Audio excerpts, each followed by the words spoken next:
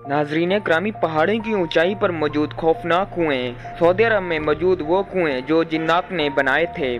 तो आज की इस वीडियो में हम इन्हीं कुओं के बारे में बात करेंगे। तो वीडियो शुरू करने से पहले आपसे गुजारिश है कि आप हमारे चैनल को लाजमी सब्सक्राइब कर लें और बेल आइकन को भी प्रेस कर लें ताकि तमाम तर उर्दू इन्फॉर्मेशन आप तक पहुंच सकें। तारीखी मकामात वैसे तो दुनिया भर में सभी की तवज्जो हासिल कर लेते हैं, लेकिन कुछ ऐसे भी होते हैं जो कि खौफ की वजह से तवज्जो हासिल करते हैं। 5 फैक्ट रूम की इस वीडियो में हम इसी हवाले से बताएंगे।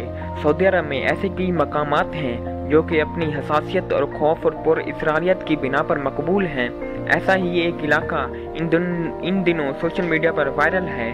सऊदी अरब के इलाके लेना में 300 ऐसे कुएं सामने आए हैं जो कि हज़रत सुलेमान अलैहिस्सलाम के दौर के मालूम होते हैं, जिन्हें जिन्नात ने अपने हाथों से बनाया था।